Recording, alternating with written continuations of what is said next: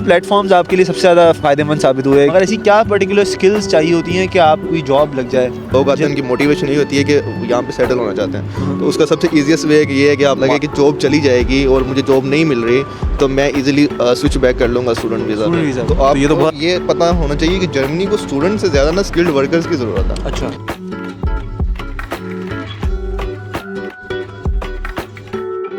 जो हमारे साथ गेस्ट हैं वो है फ़हद, और फ़हद हमें आज कोई बहुत इंपॉर्टेंट सवालों के जवाब देंगे जो हमें ज़्यादातर ग्रुप्स में और जनरली स्टूडेंट्स के दरमियान आपको सवाल मिलते हैं काफ़ी। तो कई लोग यहाँ पे आते हैं और उनके दिमाग में यही होता है कि यार हमें पढ़ना नहीं है, जो कि अच्छी बात नहीं है, वैसे पढ़ना चाहिए, मगर उनका असल एम होता है जॉब। तो आज हमें बताएगा फ़हद ये कैसे करना है, क्योंकि फ़हद का भी केस बिल्कुल सिमिलर है कि स्टडी करने के लिए आया था और उसकी जॉब लग गई। और सेकेंडली कि जब जॉब जाने लगे या जॉब कोई ऐसा अंदेशा हो कि आपके जॉब जाने वाली है फॉर सम रीज़न, तो आपको उसमें इन चीज़ों से कैसे रिकवर करना है और कैसे अपना रास्ता निकालना है। तो Fahd, thank you so much for your time today. आप पहले हमें थोड़ा व्यूअर्स को बता सकते हैं कि आपका थोड़ा इंट्रोडक्शन कि क्या आपका क्या बैकग्राउंड है, आप कब आए थे और आपने क्या पढ़ाई की और आप कहाँ जॉब कर रहे हैं? मैं बेसिकली 2021 में आया था यहाँ पे। मैं मास्टर्स करने आया था सॉफ्टवेयर इंजीनियरिंग में। मैं होक्सुले राइनवाल में मेरा एडमिशन हुआ था। मैंने वहाँ पे ऑलमोस्ट 1 साल स्टडी किया। मैंने अपना मास्टर्स नहीं कंप्लीट किया, टू बी ऑनेस्ट। अच्छा, मेरी 2022 में मुझे जॉब ऑफ़र हुई। तो मैं ऑसलैंडर बिहोल्डर गया, मैंने उनको बताया किस तरह मुझे जॉब ऑफ़र हुई है। तो उन्होंने बेसिकली मेरा जो वीज़ा है वो स्टूडेंट वीज़ा से बेसिकली ब्लू कार्ड में कन्वर्ट कर दिया। अच्छा, तो वो आपको ब्लू कार्ड लेने के लिए कुछ रिक्वायरमेंट्स हैं जो आपको फुलफ़िल करना पड़ती हैं, तो आपको ब्लू कार्ड इजीली मिल जाता है। तो बेसिकली उसकी जो मेन रिक्वायरमेंट है ना, फर्स्ट वो ये है कि आपके पास डिग्री होनी, आप डिग्री होल्डर हो। और वो भी मेरा ख्याल है वो इस साल से चेंज कर देंगे। वो अब से आपको डिग्री की भी ज़रूरत नहीं होगी। अभी ये ला पास हो गया, इम्प्लीमेंट नहीं हुआ, पर फ़िलहाल ये पहली रिक्वायरमेंट ये है कि आपके पास डिग्री होना चाहिए। और दूसरी रिक्वायरमेंट है कि आपको जो जॉब की जो रिक्वायरमेंट है ना, जो सैलरी रिक्वायरमेंट है वो मीट कर रहे हो। तो जिस टाइम पे मेरी जॉब हुई उस टाइम पे जो बेसिकली जो स्किल्ड वर्कर हैं आईटी के, उनके लिए job requirement around 43,000 per year थे। अच्छा, और जो बाकी जो हैं लोग, इसके अलावा जो आईटी और कुछ और हैं प्रोफेशन, मुझे एग्जैक्टली नहीं पता कौन कौन से हैं, पर उसके अलावा बाकी सबके लिए रिक्वायरमेंट अराउंड 56,000। अच्छा, ओके। तो बेसिकली अगर आप ये 2 रिक्वायरमेंट मीट कर रहे हो ना, तो आपको ये पता होना चाहिए कि जर्मनी को स्टूडेंट से ज़्यादा ना स्किल्ड वर्कर्स की ज़रूरत है। अच्छा, तो अगर आपके पास ये 2 चीज़ें हैं, आप ऑसलैंडर बिहोल्डर जाओ, उनको जाके अपना कॉन्ट्रैक्ट दिखाओ, उनको बताओ कि मुझे जॉब ऑफर हुई है, और वो ईजीली वो चेंज कर देते हैं। वो कुछ भी क्वेश्चन वगैरह कुछ भी नहीं करते, ना कोई इशू नहीं करते। वो ईजिली आपका जो वीज़ा है वो चेंज हो सकता है। चेंज हो जाता है। और इसका प्रोसेस वैसे कितना बड़ा होता है ये प्रोसेस? इसका प्रोसेस ये है कि ये वैसे तो सिटी टू सिटी डिपेंड करता है कि वो आपसे क्या क्या मांगते हैं, पर बेसिकली जो आपको जो चाहिए होता है वो आपका जॉब कॉन्ट्रैक्ट चाहिए होता है, डिग्री, और वो फिर वो डिग्री देखनी होती है। आपने नहीं, बेसिकली ऑसलैंडर बिहोल्डर ने देखनी होती है कि वो डिग्री जो है वो वेरीफाइड है कि नहीं। तो उसके लिए आपके पास या तो एनाबिन का सर्टिफिकेट हो अपनी डिग्री के लिए या यूनिवर्सिटी के लिए, और सबसे बेस्ट ये है कि आप जैब सर्टिफिकेट बनवा लो। तो जैब बेसिकली एक वेबसाइट है जो डिग्रीज वेरीफाई करती है, तो आप वहाँ से सर्टिफिकेट बनवा लो। तो मोस्टली जो है वो ऑसलैंडर बिहोल्डर नहीं मांगता, वो अगर आपके पास हो तो वो बेस्ट है। ओके। तो अच्छा, तो यानी जॉब जब आपको जॉब लग भी जाए, जब भी आपको वेरीफाई करानी है अपनी डिग्री, ये आपके लिए ज़रूरी है? ये ज़रूरी है डिग्री वेरीफाई करवाना। ये जैसे मैंने बोला कि ऑसलैंडर बिहोल्डर पे डिपेंड करता है। कुछ नहीं भी मांगते, कुछ जो है वो बोल देते हैं कि हाँ ठीक है, ये एनाबिन का सर्टिफिकेट। बेसिकली एनाबिन भी वो वेबसाइट है जहाँ पे आप जाके देख सकते हो कि आपकी डिग्री, आपकी यूनिवर्सिटी और डिग्री जो है वो रिकॉग्नाइज्ड है कि नहीं। अच्छा, तो कुछ जो है वो बोलते हैं कि हाँ ये इतना बहुत है, पर कुछ ये visa officer to visa officer depend करता है। कुछ बोलते हैं कि नहीं, हमें जो है जैब का सर्टिफिकेट चाहिए। और मुझे एक बात बताएं कि ये आसान कितना है, कि मतलब आप क्या वजह थी कि आपके स्टूडेंट वीज़ा के दौरान ही आपकी जॉब लग गई? कोई आपका एक्सपीरियंस था? क्योंकि जर्मन कंपनीज ऑब्वियसली दुनिया भर से, यहाँ कंपटीशन इतना ज़्यादा है, लोग यहाँ दुनिया भर से आते हैं काम करने के लिए, मगर ऐसी क्या पर्टिकुलर स्किल्स चाहिए होती हैं कि आप कोई जॉब लग जाए जल्दी? बेसिकली एक्सपीरियंस जो है ना वो बहुत मैटर करता है। अगर आप एज अ फ्रेशली ग्रेजुएट यहाँ पे आ रहे हो ना, जैसे आपने कहीं से आ रहे हो, लाइक पाकिस्तान से आ रहे हो, आपने बैचलर्स किया और आप फ़ौरन ही आपने बोला कि मुझे यहाँ पे मास्टर्स करना, अब उस केस में ड्यूरिंग मास्टर्स जॉब ढूंढना जो है वो थोड़ा मुश्किल है। मैं ऐसा नहीं कह रहा कि नामुमकिन है, बट थोड़ा मुश्किल है। आपको स्ट्रगल करना पड़ेगी, मिल फिर भी जाएगी, बट अगर आपके पास एक्सपीरियंस हो ना तो वो बहुत मैटर करता है। लाइक मैं जब आया हूँ ना, तो मेरे पास अराउंड 4 years एक्सपीरियंस था मेरी फील्ड में। अच्छा, तो उसकी बेस पे मुझे जॉब जो है वो जल्दी मिल गई। अच्छा, आपको लगता है कि मास्टर्स के बाद थोड़ा पैकेज बेहतर हो जाता है या बैचलर्स का इस चीज़ में कितने डिफरेंस आता है अपनी पढ़ाई की वजह से आपके पैकेज में जो आपको मिलता है? मैं ये बोलूँगा कि पैकेज में बहुत ज़्यादा डिफरेंस नहीं आता, पैकेज में डिफरेंस आता है आपकी एक्सपीरियंस की बेस पर। अच्छा। अगर आपके पास एक्सपीरियंस है अच्छा तो वो डिफरेंस आएगा, वरना मास्टर्स की बेस पे खाली इतना नहीं आएगा, क्योंकि मास्टर्स की बेस पे अगर आप फ्रेश जॉब स्टार्ट कर रहे हो ना तो वो बेसिकली पैकेज आपको वही मिलेगा जो बैचलर्स के बाद फ्रेश स्टार्ट करने में मिलेगा। और सेटलमेंट क्या हो जाता है? क्योंकि मुझे पता है कि जब आप ब्लू कार्ड में आते हैं तो आपके पास 1.5 साल होता है। 1.5 साल के अंदर आपको, अगर आपने अपनी जर्मन लैंग्वेज अच्छी कर ली और आपने उनका लेबन्स इन डॉइचलैंड या लाइफ इन जर्मनी कर लिया तो ये प्रोसेस क्या पढ़ाई के बगैर भी हो सकता है वही एग्जैक्टली, या फिर उसमें कुछ डिफरेंस आ जाता है, थोड़ा पीरियड बढ़ जाता है, उसका क्या कहेंगे आप? बेसिकली प्रोसेस वही सेम रहता है, क्योंकि मेन एक्चुअल जो रिक्वायरमेंट है ना वो ये है कि आपने आई थिंक 21 है शायद 21 टैक्स जो है ना वो पे किए हों। अच्छा। 21 मंथ्स के लिए आप टैक्स पे कर रहे हो, बेसिकली मेन रिक्वायरमेंट ये है। तो वो अगर आप ब्लू कार्ड पे हो, आप 21 मंथ जो है वो कर लेते हो पे, तो आप अभी अप्लाई कर सकते हो। उसके बाद सेकंड रिक्वायरमेंट ये है कि आपके पास B1 लैंग्वेज होनी चाहिए, और वो जैसे आपने बोला है कि लिव इन डॉइचलैंड वो सर्टिफिकेट होना चाहिए। तो उसके बाद अगर आप नहीं कर पा रहे, B1 आपने नहीं किया हुआ, तो A1 के बाद आप 33 मंथ आई थिंक रिक्वायरमेंट, उसके बाद अप्लाई कर सकते हैं। तो मुझे आपकी बातों से सुन के लग रहा है कि ज़्यादा कोई ज़रूरत ही नहीं मास्टर्स करने की। तो फिर क्या मोटिवेशन क्या है इंसान की कि अगर इवेंचुअली जॉब वैसे ही लग जानी है, अगर आपके पास अच्छा एक्सपीरियंस है, तो लोग क्यों फिर यहाँ जर्मन यूनिवर्सिटीज़ में आके मास्टर्स करें? उसकी क्या वजह हो सकती है? क्या एक ऐसी मोटिवेशन हो सकती है कि इवन दो आपकी जॉब लग रही है मगर फिर भी आप मास्टर्स करें? क्या आप कंटिन्यू कर रहे हैं अपना मास्टर्स अभी भी? नहीं, मैं नहीं कर रहा, और मेरा ख्याल है जो लोग पाकिस्तान से या इंडिया से जो ज़्यादातर लोग आते हैं उनकी मोटिवेशन यही होती है कि यहाँ पे सेटल होना चाहते हैं। तो उसका सबसे ईजीएस्ट वे ये है कि आप मास्टर्स के लिए आओ, आप यहाँ की डिग्री ले लो, तो उसके बाद आपको जॉब अपॉर्चुनिटी ज़्यादा मिल जाएंगी। तो लोग बेसिकली आते इसलिए कि वो यहाँ पे सेटल हो सकें। बहुत कम 80% मैं बोलूँगा कि वो सेटल होने आते हैं, बहुत कम इस तरह होते हैं जिनकी जो एक्चुअली सिर्फ पढ़ने के लिए आते हैं, पढ़ के जिन्होंने वापस आना हो। आपको लगता है कि अगर जो पाकिस्तान से जर्मन सीख कर आते हैं उनका कोई फ़ायदा है अगर जर्मन सीख कर आए तो? उसका बहुत फ़ायदा है अगर आप सीख कर आए तो। पर अगर आप सिर्फ क्लासेस लेके आ जाओ और मतलब प्रैक्टिस नहीं की हुई, सिर्फ क्लासेस ली और आगे, उसका फ़ायदा नहीं है। पर अगर आप सीख के आओ तो उसका बहुत फ़ायदा है आपको, डे टू डे लाइफ में बहुत फ़ायदा है आपको। मतलब आप यहाँ पे आओगे तो आपको देखोगे कि यहाँ पे इंग्लिश में इंटरेक्शन करना लोगों से बहुत मुश्किल है। इवन जिन जर्मन्स को इंग्लिश आती भी है वो आपसे इतनी इंटरेक्शन नहीं करेंगे, वो उतनी बात नहीं करेंगे, वो टू द पॉइंट बात कर लेंगे, कि कुछ लोग वो भी नहीं करेंगे। तो जर्मन का बहुत फ़ायदा है। मैं यही बोलूँगा कि सभी को सीख के ही आना चाहिए। IT सेक्टर में भी अगर आप जॉब ढूंढ रहे हो ना, तो ऑलमोस्ट 70% जॉब जो है वो जर्मन लैंग्वेज जो है उनकी रिक्वायर्ड होती है उनके लिए। तो आपको जॉब ढूंढने में थोड़ी मुश्किल होती है। पर अगर आप ऐसी कंपनी में चले गए जिनका बिज़नेस लैंग्वेज जो है वो इंग्लिश है, तो फिर इतना इशू नहीं होता फिर। पर ऐसी जॉब ढूंढना मुश्किल होता है क्योंकि वहाँ पे कंपटीशन बहुत होगा, क्योंकि सारे इंटरनेशनल जो स्टूडेंट हैं या लोग जो हैं वो फिर उधर ही अप्लाई कर रहे होंगे, तो वहाँ पे कंपटीशन ज़्यादा होता है। तो अगर आप जर्मन सीख लो तो उसके जो आपको जॉब ढूंढने में आसानी हो जाती है। अब जो सेकंड बहुत इंपॉर्टेंट सवाल मैं फ़हाद से करना चाहता हूँ, और ये अनफॉर्चुनेट है, रिसेशन चल रहा है, हालात काफ़ी ख़राब हैं जर्मनी के भी। तो मैं आए दिन हम देख रहे होते हैं कि एक पोस्ट आ रही होती है ग्रुप में कि जॉब चले गई या जॉब जाने वाली है या कोई और टेंशन है जॉब के लिहाज से, तो कोई थोड़ा सा इस मामले में क्राइसिस है।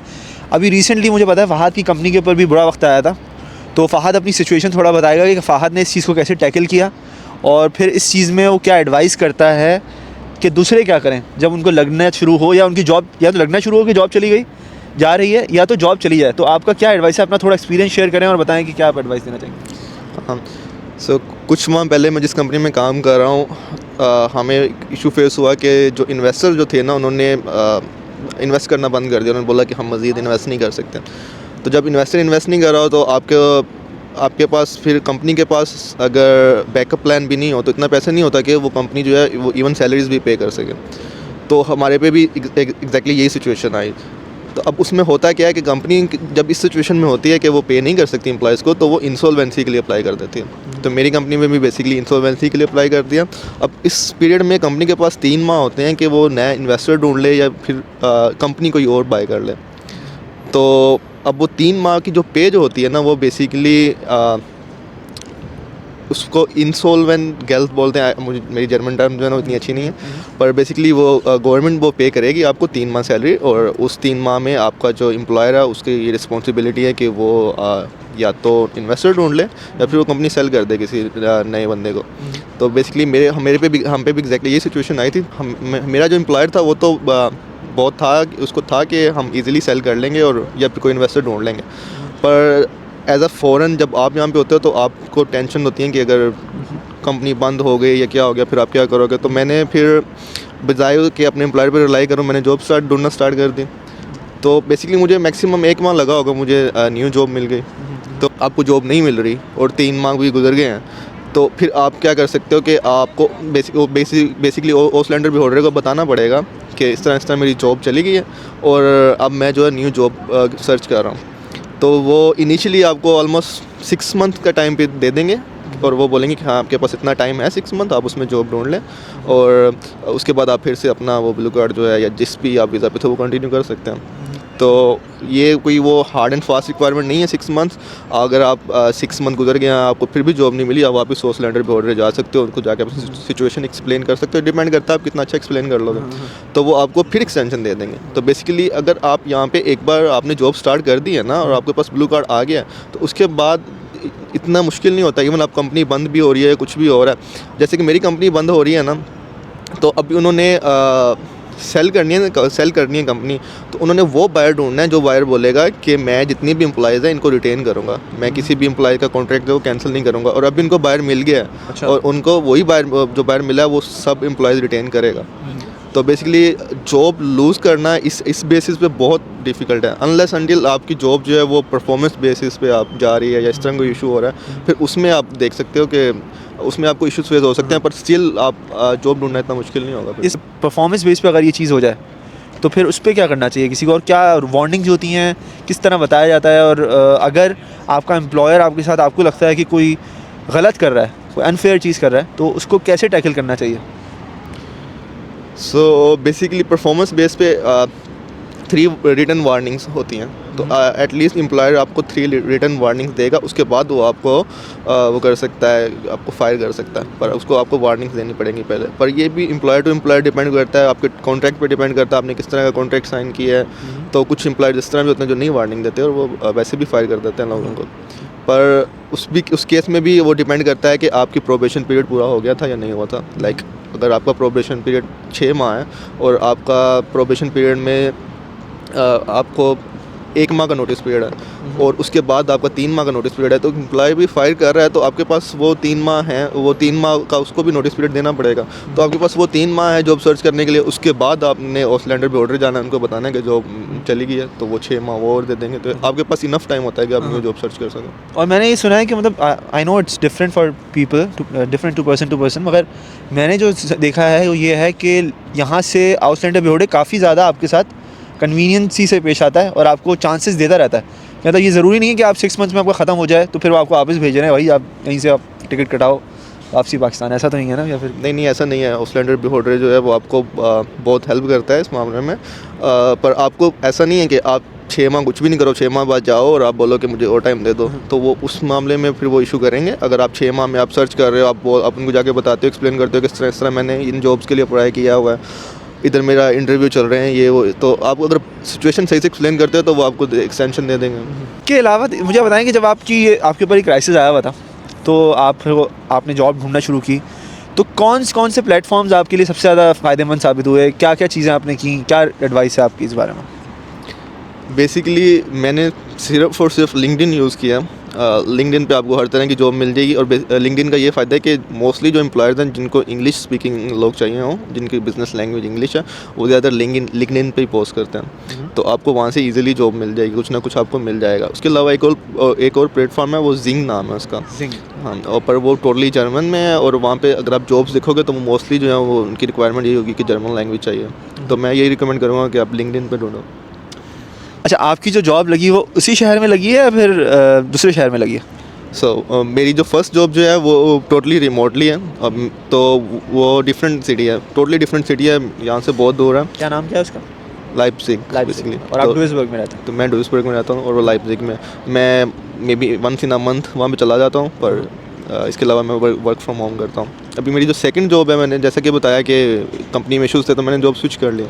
सेकंड जॉब जो है वो हैम्बर्ग में है, तो अब उसके लिए वो हाइब्रिड जॉब है, 2 डेज़ वर्क फ्रॉम ऑफिस है, 3 डेज़ वर्क फ्रॉम होम, तो उसके लिए मुझे वहाँ पे जाना पड़ेगा। अच्छा, और पैकेज में कितना डिफरेंस आया? कितने % का यहाँ पे जब आप स्विच करते हैं तो डिफरेंस आता है पैकेज में?